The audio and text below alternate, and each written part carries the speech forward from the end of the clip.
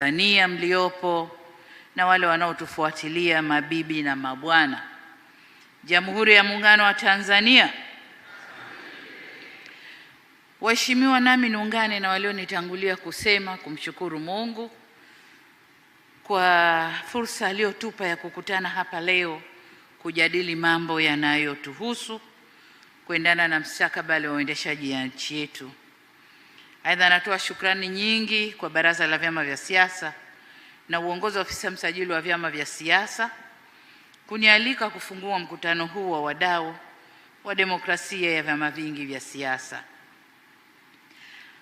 Kipekee ni shukuru kikundi cha sanaa ndugu yetu Mrisho Mpoto kwa ujumbe muhimu alioutoa na kikundi chake. Kwa wale wazalendo kwenye kikundi chochote ulicho, lakini kama unaitakia neema nchi yetu, ule ujumbe umetugusa ndani ya mioyo yetu. Vile vile nikupongezeni nyote kwa mwaliko wa kuhudhuria mkutano huu muhimu, jambo linalonikumbusha mkutano wa tarehe 15 Disemba 2021 ambao hadhira yake inashabihiana kabisa na hii ya leo, lakini leo tuko wengi zaidi. Mkutano ule tuliufanya kutokana na utamaduni wetu tuliokuwa nao wa kukaa meza moja na kuzungumza mambo yanayohusu maslahi ya taifa letu. Kwangu mimi ulikuwa ni mwanzo mzuri wa utekelezaji wa ile falsafa ya R4 ambazo nimezichukua kama ndiyo msingi unaoniongoza katika kuendesha nchi hii. Utekelezaji wa falsafa zile 4 ndizo umeleta uundaji wa vikosi kazi viwili. Kikosi kazi kile kilichoundwa cha kitaifa, lakini kikosi kazi cha Zanzibar kuangalia mambo yanayotuhusu, kuangalia tumekwenda kiasi gani, kufanya tathmini, yepi yarekebishwe na yarekebishwe vipi. Na mapendekezo ni kama mlivyoyasikia, na nimeambiwa katika mkutano huu kutaletwa mapendekezo ya vikosi kazi vile na kuangalia. Bahati nzuri mapendekezo ya vikosi kazi vile yalikuwa yanafanana, lakini katika kuleta wote tukae pamoja na tuende pamoja, nilichukua njia nyingine ya kukaa na chama kingine ambacho hakikuwa kinataka kuingia kwenye ule mfumo wa kikosi kazi na baraza la vyama. Nikasema ngoja nao tuwasikilize. Wanasema wengi wape lakini wachache wasikilizwe, si ndio? Kwa nikatoa fursa ya kuwasikiliza na wao. Tukawasikiliza, nikampa dhamana makamu mwenyekiti wangu wa chama Comrade Abdulrahman Kinana aendelee nao. Sasa mapendekezo yao haya na tofauti na yaliyoletwa na vikosi kazi vile viwili, cha Zanzibar na kile cha kitaifa. Mapendekezo ni yale yale, yatakuwa yana tofauti ndogo hapa na pale, lakini mapendekezo ni yale yale. Kwa hiyo leo tunapokutana na kuzungumza mapendekezo ya kikosi kazi, ni mapendekezo ambayo wote wadau wa siasa nchini wameyaleta kwa pamoja. Sasa tutapishana tu na jinsi ya kusukuma utekelezaji. Huyu anataka kalileta leo lifanywe kesho, mwingine anasubira kidogo hivyo, lakini wote maono yetu ni kama yanaenda kumoja. Sasa niseme kwamba nilimwagiza msajili wa vyama kuitisha baraza hili la siasa katika kuangalia mapendekezo yale ya kikosi kazi na kufanya tathmini jinsi tunavyokwenda na utekelezaji wa mapendekezo yale. Nadhani ndio baraza maalumu limeitwa na ndio madhumuni ya mkutano huu. Na nimeambiwa katika mkutano huu mada 3 tutazungumzwa: kuangalia maazimio ya vikosi kazi vile, ripoti yao italetwa na muone utekelezaji, lakini pia tutaangalia falsafa ya R4 zile, lakini pia tutaangalia chaguzi zijazo za 2024 na 2025. Nimeambiwa mkutano wa siku 3, kwa hiyo hayo ndio mambo matatu makubwa ambayo yatazungumzwa, nami siko mbali na yaunga mkono. Lakini pamoja nayo kuna maazimio na mapendekezo yaliyowasilishwa na TCD, nayo pia yataletwa, mtayajadili kwa pamoja. Nimefurahi kuona mkutano huu na ushiriki mpana zaidi ukijumuisha viongozi na wajumbe wa vyama vya siasa wa kitaifa, wajumbe wa baraza la vyama vya siasa na wasiokuwa wajumbe, wote wako hapa. Lakini vile vile kuna asasi za kiraia, na waona wanangu wakali kidogo wako hapa, wamo ndani, wamo na wenyewe watapata fursa ya kutoa maoni yao. Viongozi wa dini wametambulishwa, wamo humu ndani, wanahabari. Kwa bahati nzuri mwenyekiti wa jukwaa la wahariri yumo humu ndani na timu yake, wazee mashuhuri kina mzee Wasira, kina mzee Warioba na wazee wengine wako hapa. Wote ni kukusanya maoni kutoka makundi tofauti ili mjadiliane na mje na yale ambayo tunataka tuyatekeleze.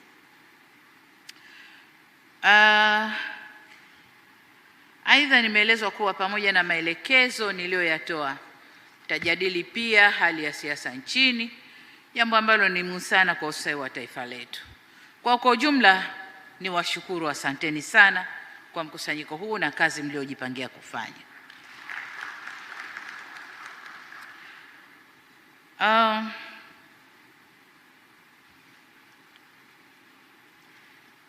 Niseme jambo kubwa, kwa hiyo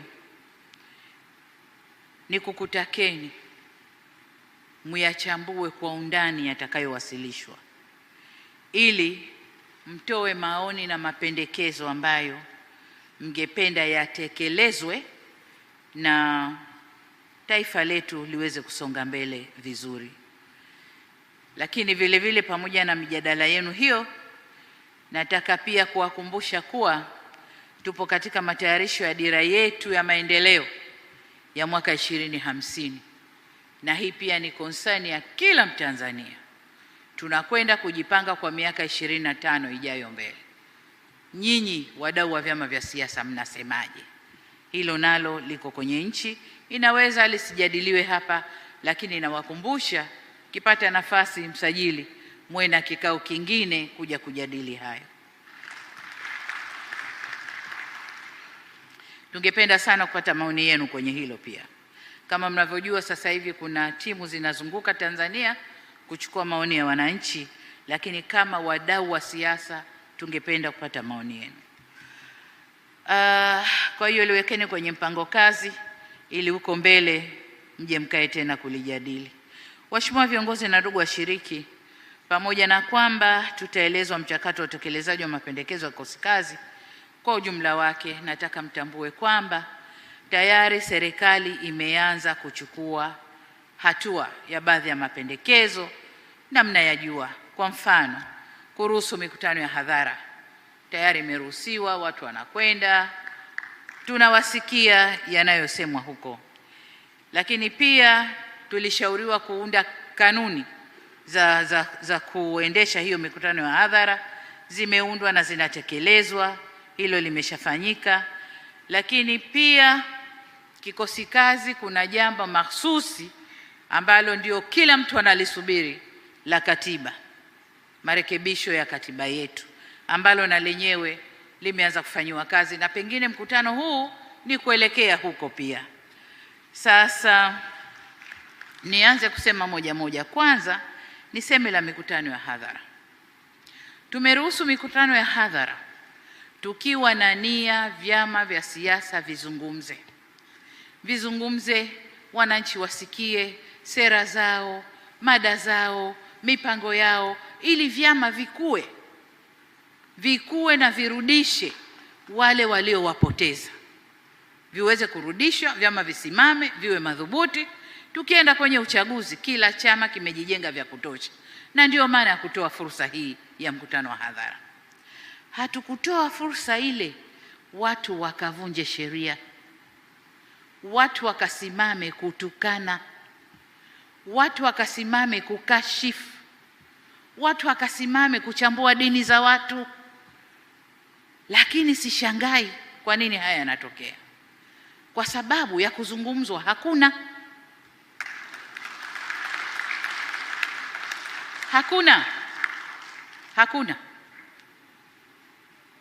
Tulianza na katiba, tukaenda ikakatika katikati, bandari imeenda sasa katiba tena hakuna. Kwa hiyo sasa unapokuwa hakuna na unalazimisha lazima ufanye jambo, utazungumza yasiyo kuwepo au yasiyo katika mwelekeo huo. Kwa hiyo tumetoa hiyo, na niwaombe sana vyama vya siasa, tumieni hiyo fursa, kajijengeni kwa wananchi, kajijengeni, elezeni sera zenu, elezeni mtafanya vipi, elezeni mmejipanga vipi, ili wananchi warudi wawaunge tena mkono. Tukienda kwenye uchaguzi, vyama vyote vimesimama vizuri. Hilo ndilo la kufanya.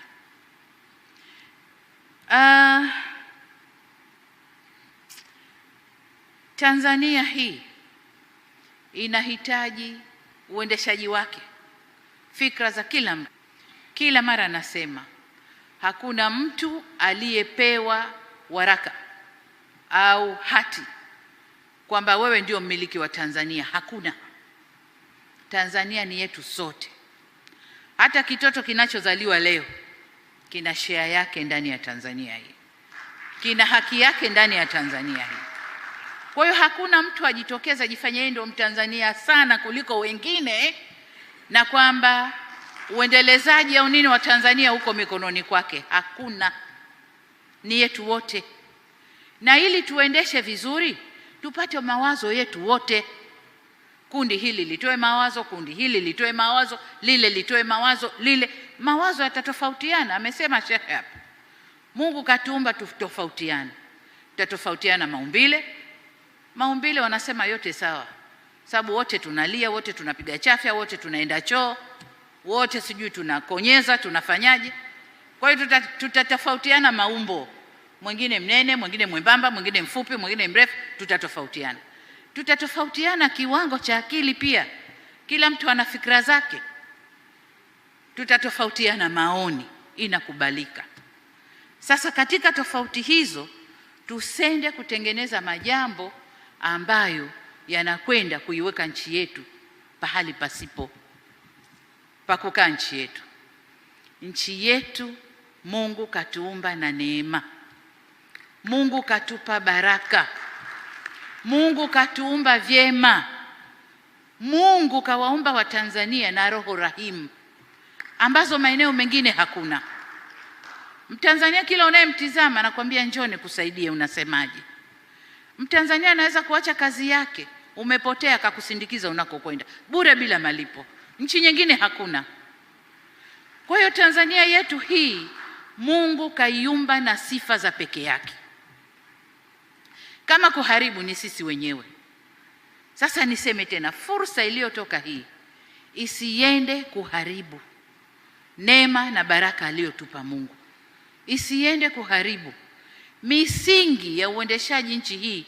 Wazee wetu hawa waliotuachia, tumeachiwa misingi, na ndiyo iliyotuweka pamoja, ikatufunganisha. Tanzania ikawa nchi aina peke yake ndani ya Afrika, lakini hata duniani. Tanzania tuna quality za peke yetu ambazo wazee wetu walizisuka, wakazijenga, wakatuambia hivi ndiyo jinsi ya kwenda, na hizo ndizo tunazokwenda nazo. Sasa yoyote anayetakia mema nchi hii atakwenda kwenye misingi hiyo. Hata kopa misingi ya wapi anakotoka huko ailete hapa atake tuitekeleze. Hapana, tuna mila, desturi, mambo yetu ya Kitanzania, tutakwenda kwa misingi hiyo. Lakini jengine, hakuna aliye juu ya sheria. Hakuna. Kila anayefanya makosa sheria itamshika. Kama umekiuka sheria, sheria itakushika. Kwa hiyo tutambue hilo kwamba hakuna aliye juu ya sheria. Ajenda yetu kubwa kama Watanzania ni kudumisha amani, umoja na mshikamano wa kitaifa. Mambo ambayo tumeyafanya miaka yote, na sasa tunachofanya ni hicho hicho. Kama ni fora, madhumuni yake ni kudumisha amani, mshikamano na umoja wa kitaifa. Kila mtu kwa kule Mungu alikomweka, kwa vile Mungu alivyomjalia, aingie, tuendeshe taifa letu. Kama ni mkulima, alime vyema, tumpe fursa alime vyema, wote tufaidike. Kama ni mvuvi, kama ni nani, hivyo kila mmoja kwa upande wake. Sasa kama kuna wengine wana roho tu za kutu, na Mungu sijui amewapa roho gani, nia yao ni kuona tu Tanzania iko kwenye vurugu, hao sio wenzetu. Hao sio wenzetu, na si madhumuni ya kuruhusu mikutano ya katiba, si madhumuni. La pili ni tulitoa uhuru wa maoni. Maoni mengi sana yanatoka kwa Watanzania, vijana, wazee, wataalamu, wasomi, wanasheria, nani. Kuna republic huko kwenye mitandao vinatoa maoni yao, tunayaona. Yale mazuri tunayachukua, mengine wanasema hawa kundi fulani, hawa basi unayapima maoni ya wananchi. Lakini nataka niwaambie, na kikundi maalum kinachoangalia maoni yote na kuchukua yale mazuri na kuyaweka kwenye mipango yetu kuyafanyia kazi. Kwa hiyo kuna uhuru wa maoni, lakini uhuru wa maoni una mipaka yake, sio tu kisheria, hata kibinadamu.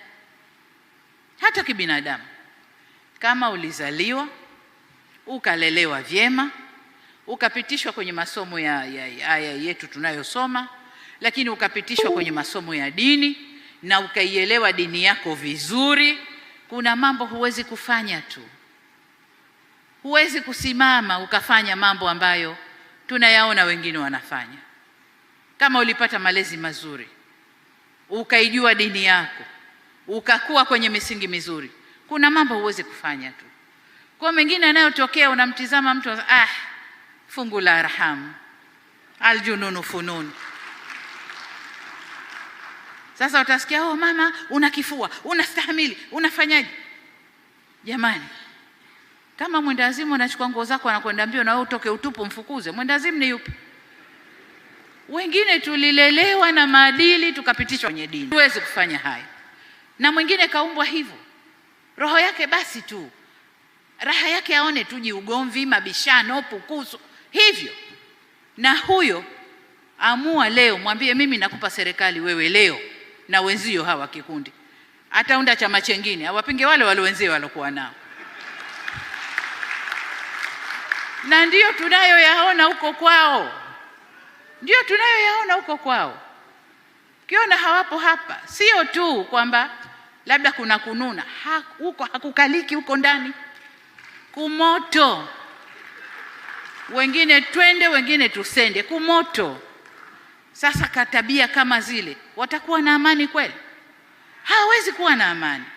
Kwa hiyo ndugu zangu, uhuru wa kutoa maoni una mipaka yake. Kama ulizaliwa na babako na mamako, ukalelewa vyema, ukapitishwa kwenye mafunzo ya dini, maneno mengine husemi, huwezi kusema. Mengine tunayoyashuhudia huko kwenye mitandao, mtu aliolelewa vizuri hawezi kusema. Sasa si wote tumepata bahati hiyo ya kulelewa, ukapitishwa vizuri, ukakua, ukajua dunia inaendaje. Si wote. Wengine wamechipuka tu hivyo, wameona dunia ndio hii hapa, wakawa kama kipofu kaona jogoo. Kila unachomwambia kama jogoo, kama jogoo. Kumbe aliona jogoo, macho akafumba tena. Kwa anachokijua duniani ni jogoo tu.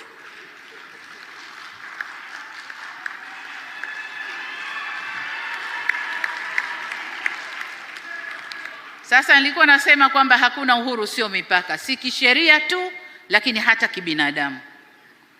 Aliye muungwana anajua mipaka yake, anajua niende mpaka wapi, nikifika hapa siwezi kwenda, siwezi.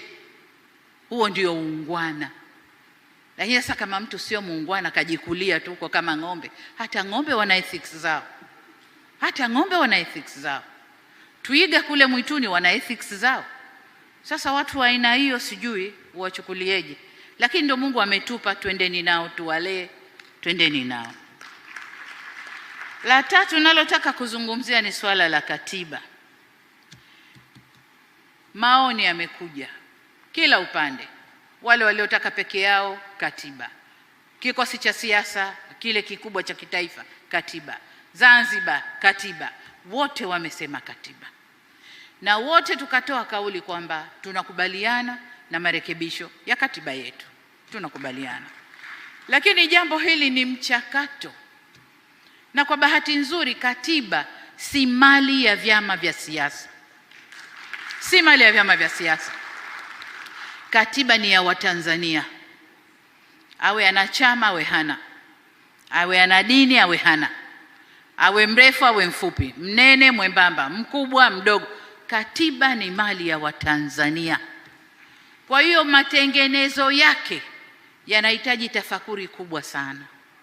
Kubwa sana. Hatuwezi kuchipuka tu haya lete hivyo vitabu viwili ya nani? Ya Warioba iliyopendekezwa na hiyo katiba ya Kenya inasemaje? Katiba ya wapi inasema chukua kifungu hicho weka. Hatuendi hivyo. Hatuendi hivyo. Hii ni mali ya Watanzania ambayo tunataka tukifanya marekebisho ya tuchukue muda kitabu chetu kile kiende. Lakini katiba ni kitabu. Ni kitabu. Tunaweza tukatengeneza katiba, kitabu kizuri, tukakipamba, tukakiweka. Wangapi wanakielewa hicho kitabu? Yaliyomo ndani wangapi wanayaelewa? Katiba tulionayo, kitabu tulichonacho sasa, wangapi wanakielewa? Unakwendaje kumuuliza Mtanzania nipe maoni yako kitu hakijui? Tunaanza na elimu ya Watanzania wajue ni kitu gani. Wajue hicho ni kitu gani, kinasemaje, kinani. Sababu tunakwenda viongozi wa kisiasa, tunadhani tuna right, haki ya kuburuza watu. Tunachokisema sisi, watu wote wafate waseme hivyo. Tunageuza watu makasuku. Tunataka katiba mpya, watu wote tunataka katiba mpya, tunataka katiba mpya. Nenda muulize wewe kifungu gani cha katiba kinakuudhi? Hajui. Hajui. Hajui. Au nataka nini kibadilike? Maana yake ndio tunataka mpya tu. Tunataka mpya tu. Tunataka mpya tu. Sasa mpya ilete nini? Unajua ndio hivyo, ndio maendeleo. Nani kasema maendeleo yanaletwa na kitabu kilichotungwa kikaikwa hapa? Kama kuheshimu vitabu tungeheshimu vya dini. Tungeheshimu vitabu vya dini, si ndio vya kuheshimiwa? Wangapi tunavikiuka hatuviheshimu? Na huwezi kuheshimu kitabu mpaka ukijue maana yake. Mpaka ukijue maana yake. Hata cha dini. Huwezi kuheshimu masahafu yako kama hujui humo ndani ya masahafu kuna nini. Huwezi kuheshimu Bible mpaka ujue ndani ya hiyo Bible kuna nini. Na ndio maana unaona mtu mwingine anaranda nayo hivi, kachukua masahafu Bible, matendo yake ni tofauti na yaliyomo humo ndani. Tofauti na yaliyomo humo ndani. Kwa hiyo katiba si kitabu. Ni morality, ethical standards. Yaliyoandikwa pale tumekubaliana Tanzania tutaenda kwa mwendo huo. Kila mtu aujue, kila mtu auamini. Ethics zetu zitakuwa hivi, kila mtu azijue, kila mtu aziamini. Then tunaziweka kwenye kitabu chetu, tunaweka kwa reference. Kwa reference. Lakini katiba iweko mioyoni kwa watu. Kila mtu aiamini na iwe ndiyo itikadi yake, katiba ya nchi yake. Kama walivyofanya wenzetu, hawakurupuki tu wakafanya. Kwa hiyo tuna kazi kubwa kwanza ya kuwafanya Watanzania wajue hiyo katiba ni nini. Na hicho kitabu hicho kinachoitwa katiba kimekaaje? Mwingine hata kukijua hakijui. Ukienda huko vijijini mtu anaweza akaja na ilani ya CCM akakwambia ndio katiba. Hajui ilani inasemaje wala katiba inasema. Hawajui. Kwa hiyo tusiwaburuze katiba. Viongozi wa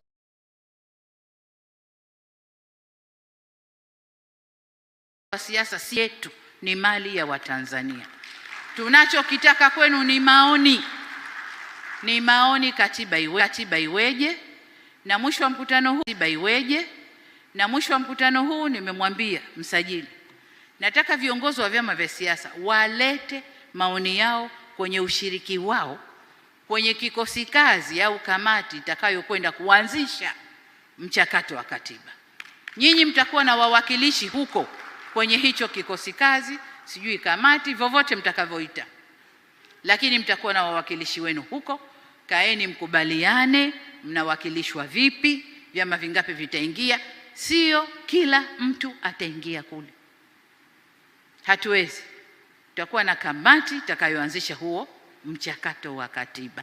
Wote tumekubaliana tunataka reforms, tunataka mabadiliko ya katiba, ndio part of the reforms, lakini si mali yetu, tusiburure wananchi. Sisi tupeleke mchango wetu.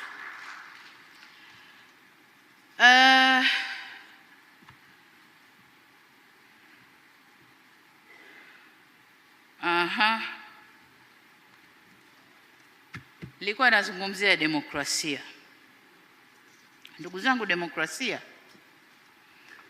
vovote utakavyoisema, mkisema domo, ukisema demo, vovote utakavyoisema, haina formula.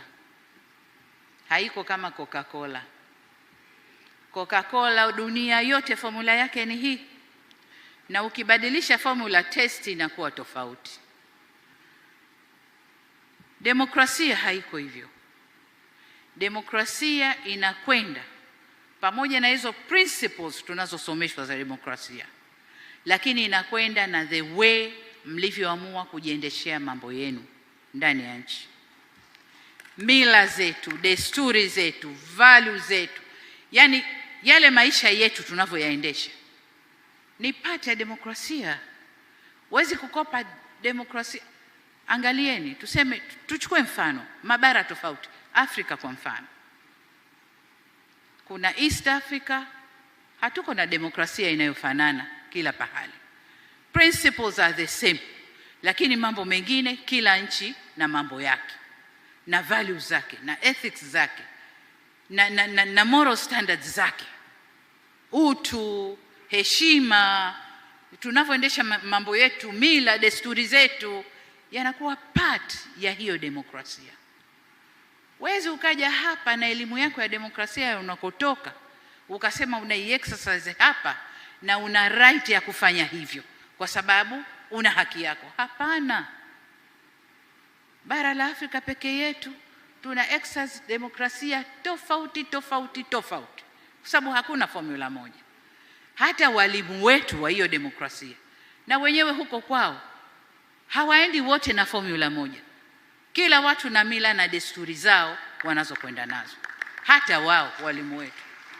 Kwa hiyo tunapozungumza demokrasia, yes, lakini utu wa mtu lazima uheshimiwe. Sijui tunasema heshima ya mtu, hali ya mtu ya kiuchumi, kisiasa na kijamii, nafasi ya mtu lazima iheshimiwe.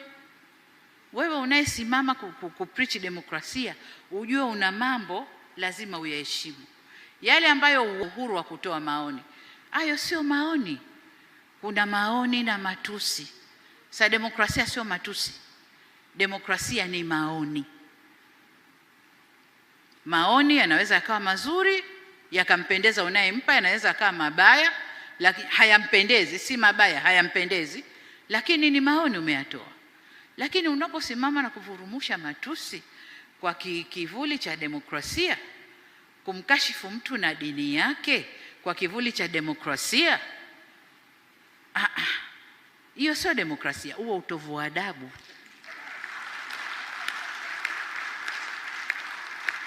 Na ndio yale niliyosema, ni wale waliokuwa tu wenyewe. Sijui wazazi walikuwa wapi, sijui jamii ilikuwa wapi, mijitu imejikulia tu yenyewe huko. Ni hayo. Wale wote ambao tulianza na humble beginning, huwezi kufanya hayo. So demokrasia, ndugu zangu, haina formula moja. Ni muhimu tunavyofikiria hiyo katiba yetu mpya, tujue demokrasia yetu itakwenda na mambo yetu ya ndani. Na mambo yetu ya ndani, mila zetu, desturi zetu, tunavyoendesha mambo hivyo. Kuna mambo hatuwezi tukayapokea kama yalivyo, jamani. Haiwezekani. Kwa hiyo niseme hivyo. Katika mada itakayosemwa hapa nyingine ni chaguzi zinazokuja, chaguzi za 24 na chaguzi za 25. Tuko tunajiandaa kuingia kwenye chaguzi hizo. Kuna vyama kadhaa vyote, kila chama kinajitayarisha kwenda kwenye chaguzi hizo. Niwakumbushe tu kwamba yale tuliyokubaliana, vyama vya siasa tuna code of ethics.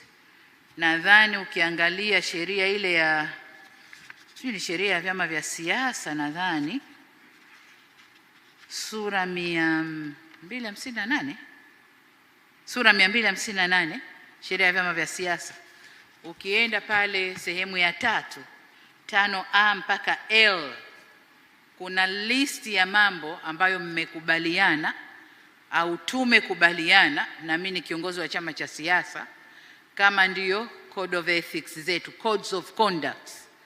Ni vitu ambavyo tumekubaliana tutavifuata. Sasa kwa kuwakumbusha, labda niviseme. Cha kwanza tulikubaliana kuheshimu yale tuliyoyaweka pale, kama ndio mambo yetu ya kutuongoza kwenye kufanya kazi zetu. Lakini pili, kuheshimu sheria za serikali. Tulikubaliana, ukienda sura ya 5A mpaka L utayakuta. Kuna masuala ya kuheshimu maisha binafsi ya mtu, utu na heshima ya mtu kwenye nyanja zote, kiuchumi, kijamii, kisiasa. Tuheshimiane, na tunapoheshimiana ndio maendeleo yanavyopatikana. Ukiheshimu status ya mwenzio kisiasa, ukamwacha afanye mambo yake, akikukosoa wewe unapata kuchukua lilokosolewa, kujirekebisha na kuweka vizuri kwako, maendeleo yamepatikana. Akikukosoa kiuchumi, unapata kurekebisha lilokosolewa, nchi inapata kusonga mbele. Kijamii hivyo hivyo, tutazuia mmomonyoko wa maadili kwa kukosoana, lakini lazima tuheshimiane.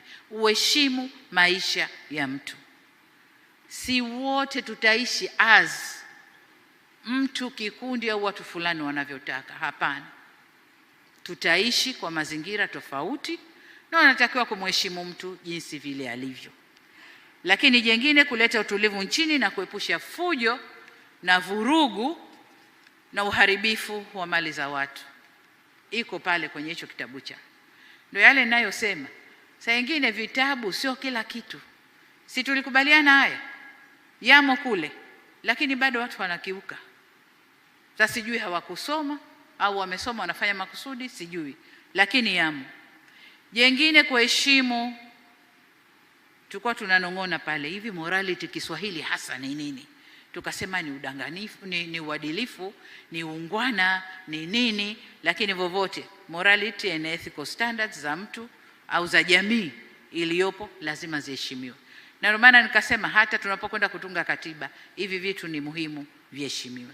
Na sisi kama vyama vya siasa tunapofanya kazi zetu, hivi vitu lazima tuviobserve, tuviangalie, tuvitekeleze. Lakini kuna jengine, kuepuka sheria au vitendo vya kibaguzi. Huko ndani tulikubaliana hilo. Jengine, kuepuka udanganyifu au kusema taarifa za uongo. Sasa haya mambo tulikubaliana wenyewe kama vyama vya siasa, na chama cha siasa cha Tanzania ukisajiliwa leo, wewe umo kwenye vyama vya siasa. Hakuna chama cha siasa kilichosameheka kwenye haya. Haya yapo kwenye sheria yetu ya vyama vya siasa, na lazima kila chama cha siasa kifuate.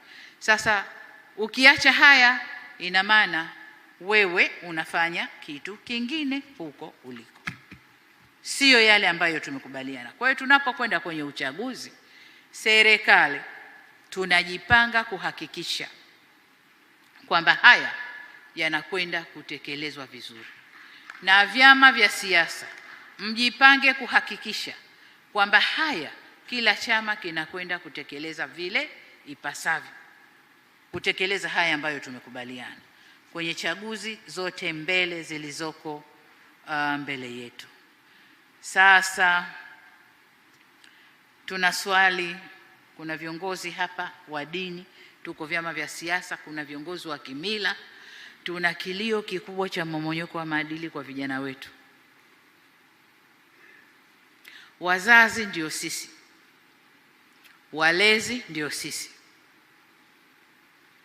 Sisi tumekuzwa kwenye maadili mengine tukafika tulipofika hapa.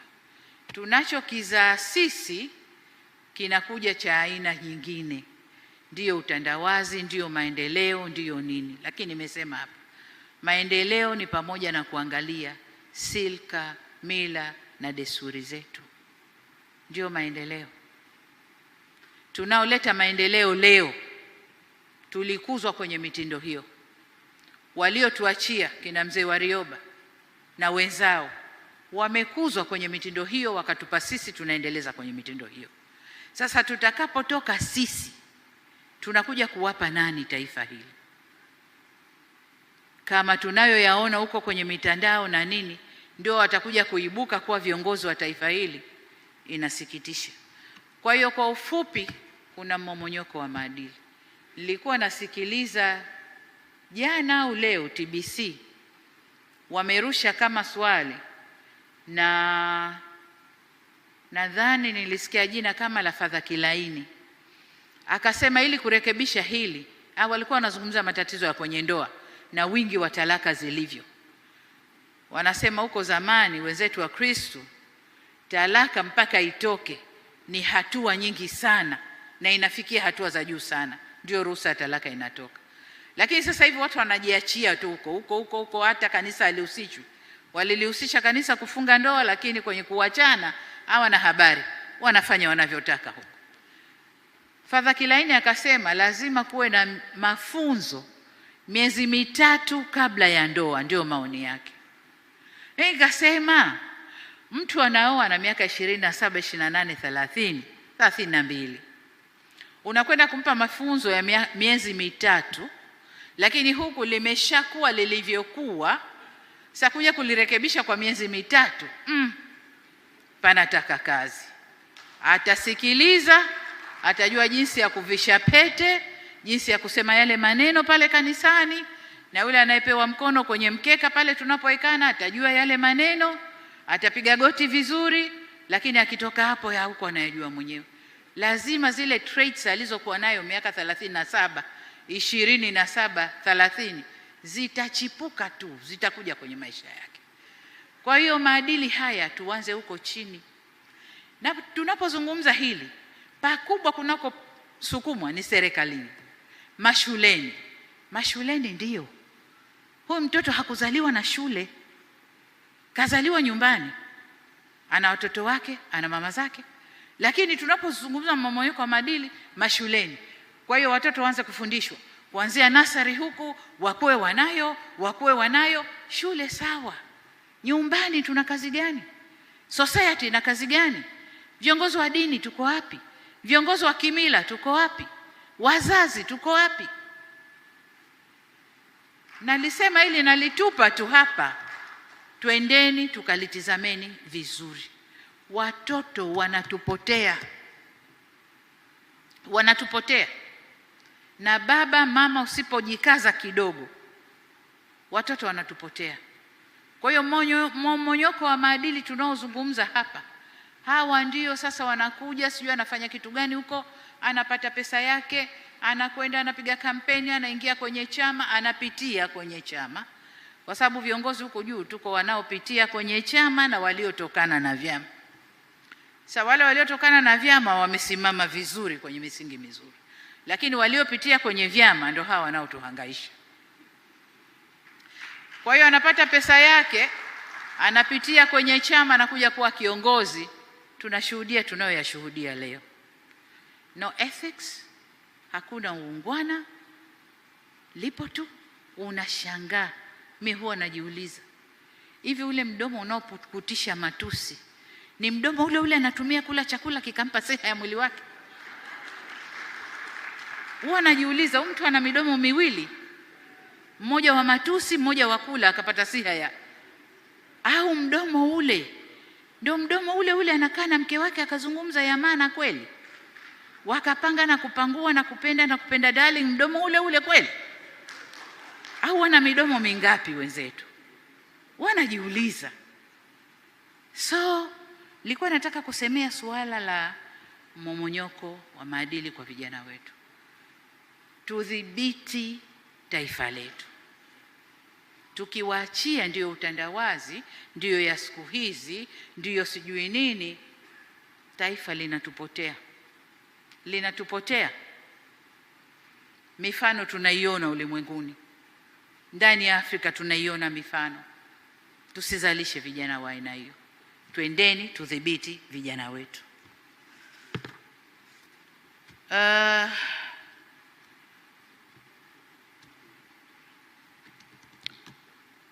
Niseme hivi, tuliokuwemo humu ndani leo tunaitwa viongozi wa vyama vya siasa na ndio tunaotarajiwa kuendesha siasa za nchi hii.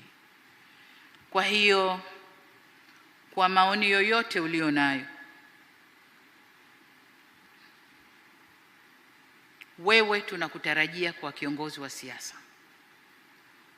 Siasa ambazo zitajenga Tanzania kutoka hatua tulipo kupeleka kwenye hatua kubwa zaidi, kuendana na yale niliyoyazungumza. Sasa kama una lolote kwenye moyo wako kinyume na hilo, hebu ndugu yangu, sema kwamba unadhima kwa Watanzania, unadhima kwa Mungu. Unadhima kwa Mungu. Mungu alikupa uhai, akakupa uwezo, akakufikisha hapa ulipofika. Na wengine kati yetu hapa tukifika hapa huwa tunaapishana. Na mimi mara nyingi nawaambia nao waapisha, kama unadhani umeapa kwa kucheza ili tuingie kwenye position uliopewa, umekosea. Kwa sababu Mungu amekusikia. Malaika wamekushuhudia. Kwa niwaambie ndugu zangu viongozi hapa wa vyama vya siasa kwamba tunadhima kwa nchi, lakini tunadhima ya kujibu kwa Mungu. Tumefanya nini? Tumesababisha vurugu, watu wakauana. Tumepeleka fitna, watu wakahasimiana. Tumepeleka sijui uchochezi, watu wakafanyaje. Hizo ndo dhima tutakazo kwenda kujibu. Kwa hiyo anza leo kujiweka kwenye mstari sahihi. Anza leo kujiweka kwenye mstari sahihi. Na ndio maana nilikuja na zile R4. Zile R4 sio tu za kuendesha siasa na mambo ya serikali, lakini pia yanamgusa maisha ya mtu binafsi. Kama kazi yako ni ugomvi, kugombana na watu, nenda reconcile, patana nao. Hukosi kitu ukipatana na wenzio. Kama wewe ukiambiwa jambo tu umeripuka, utanijua mie nani? We nani? Mungu. We nani? Kuwa na kifua, lichambue, lisikilize, stahimili, nenda nalo. Lakini jengine, ukishakuyajua hayo, badilika basi. Jibadilishe kidogo, badilika. Ili wewe ukibadilika na mwingine na mwingine na mwingine, wote tunaunda taifa jipya. Taifa lenye amani, umoja, upendo na mshikamano. Badilika leo. Niseme nimekusikia msajili wa vyama kwamba uliniomba bajeti ya watu 500, umealika 700. Hilo ni lako, huwezi kurudi tena kwangu. Unaambiwa nini? Kata koti lako kwa kitambaa ulichonacho, sio? Sasa umeniomba bajeti ya 500, umealika 700. Bila shaka utakuwa una njia za kunani.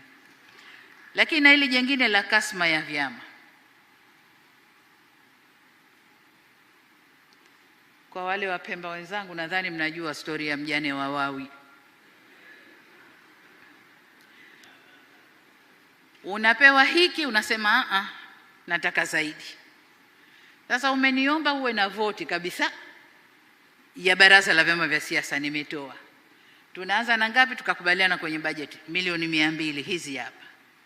Sasa hivi unaniambia unajua nini? Hazikutosha, niongeze. Nazitoa wapi? Bajeti ilishapita, nazitoa wapi? Nisaidieni ndugu zangu, nazitoa wapi? Lakini kama hii concern ni kwa bajeti ijayo, basi tutaiangalia bajeti ijayo vizuri. Ila wanasema jungu kuu halikosi nini? Sasa labda tukakwangua ule ukoko msajili, labda. tukakwangue ule ukoko. Sasa kitakachopatikana kama chumvi imekuwa deposited huko, mchanga au nini, ukoko una mambo mengi nao, basi tutakwenda kuangalia. Ndugu zangu, baada ya kusema hayo, niseme kwamba mkutano huu wa Baraza la Vyama vya Siasa sasa umefunguliwa rasmi. Naomba tusimame kwa heshima na taadhima. Brass band fanfare. Makofi mengi sana.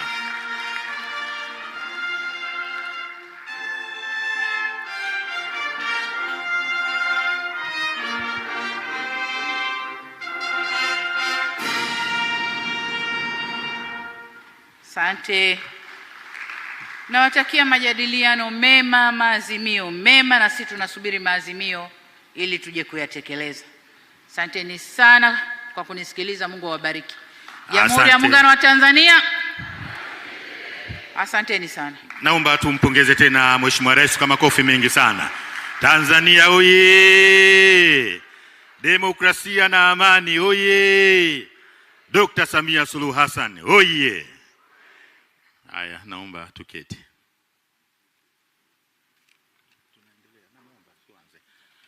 Mheshimiwa Rais, kwa heshima na taadhima, kwa kumbukumbu ya kikao hichi, naomba uridhie kwa ajili ya picha za kumbukumbu, na bila kupoteza muda tuanze wenye viti na makatibu wakuu wa vyama vya siasa.